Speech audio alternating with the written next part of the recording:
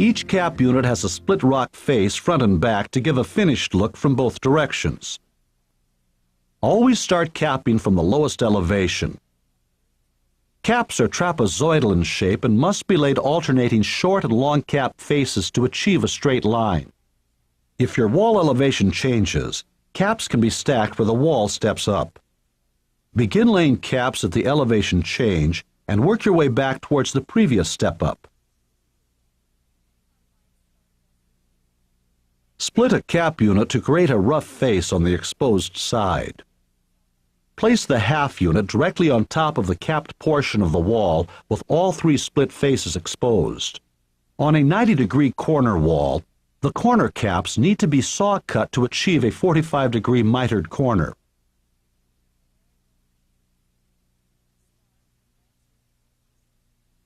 Remember, after layout is complete and caps are saw cut or split to size, carefully adhere with a concrete adhesive.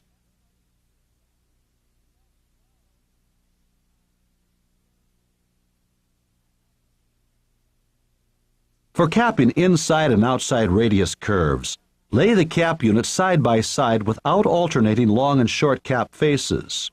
Using this technique, cap units will naturally follow the arc of your wall. Depending on the size of the radius, various combinations of long and short cap faces may be necessary. In some cases, you may need to trim your caps to follow the radius of your wall. Place a cap at the beginning of the curve. Skip a space and place the next cap in the third position. Rest a cap on top of the original two, aligning its face with the face of the wall. Mark the bottom of the cap along the edges of the caps below.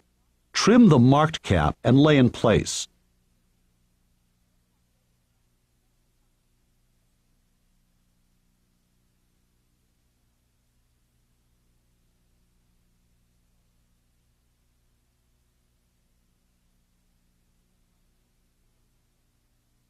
Once the caps are aligned, adhere with adhesive.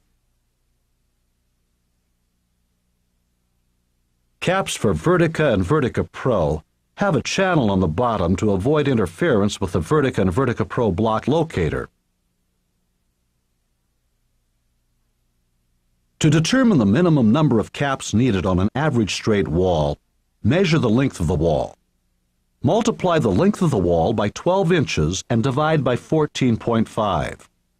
Additional caps will be needed for elevation changes and radius curves.